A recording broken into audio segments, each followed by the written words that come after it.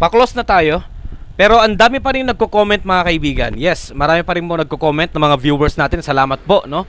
Sa isang video natin patungkol sa poor print quality or missing colors, missing black, missing red, missing yellow, missing blue sa ating mga Epson printers. Well, ito yung question nila.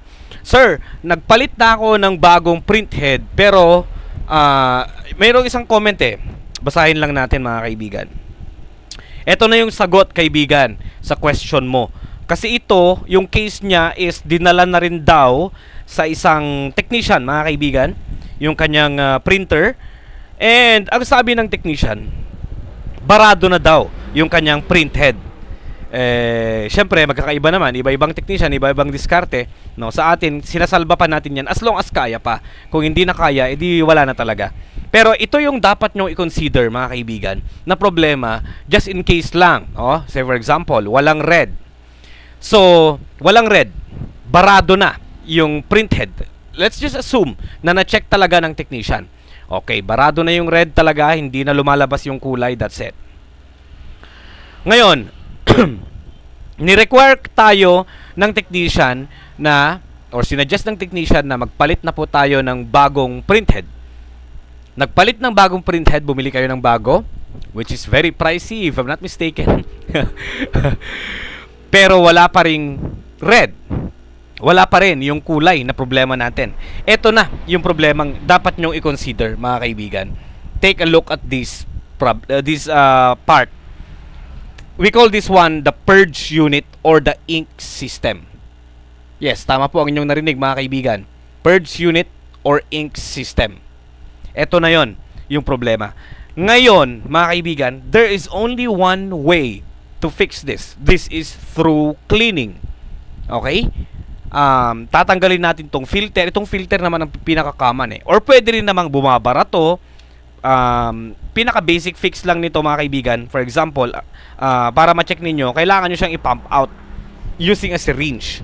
Ngayon, kung pumapalagyan, matik barado siya.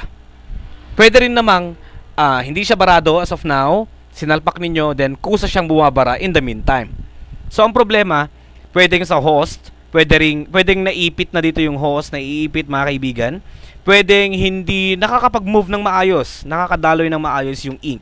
Kasi ang gamit ng purge unit is, ito yung humihila ng ink, humihigop ng ink from tank to print head to the waste pad. So, tatanggalin dito, yan.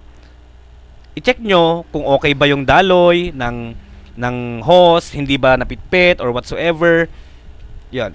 Imasamasahin nyo lang. Yan. Padaanan nyo ng tubig, pwede lang din. Then, i-realign nyo lang ng maayos. Siguraduhin nyo lang, mga kaibigan, na okay yung pagkaka-align nito. It should be aligned same sa kung paano siya tinanggal. And make sure lang din na yon, hindi siya masyadong naiipit kapag binalik nyo na to. Alright? Hindi ko siya ibalik for now. So, yun, tinuturo ko lang sa inyo, mga kaibigan, yung alignment.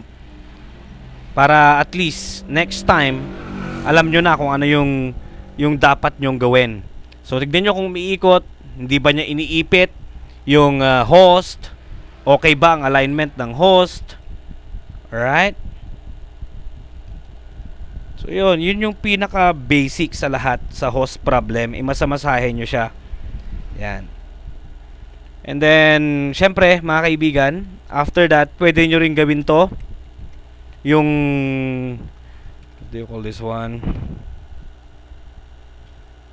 Linisan itong filter nya.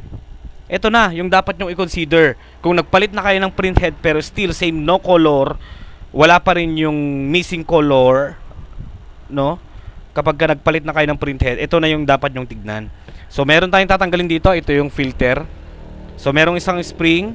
Just remove this one. Then, ilain nyo. Tanggalin yung host. Okay? Then, hugasan ninyo to. Katulad ng ginagawa natin, mga kaibigan. Yon. So, yun yung paraan. Ito na yung dapat nyo i-consider. Ngayon, hindi lahat ng paghuhugas nito ay naaayos, no? nadadaan sa hugas-hugas. Hindi. Kung hindi pa rin siya gumagana, ito na yung palitan ninyo. Okay? Ito na yung palitan ninyo, mga kaibigan. Purge unit. If you want to order, nandyan na yung produkto. Thank you for watching.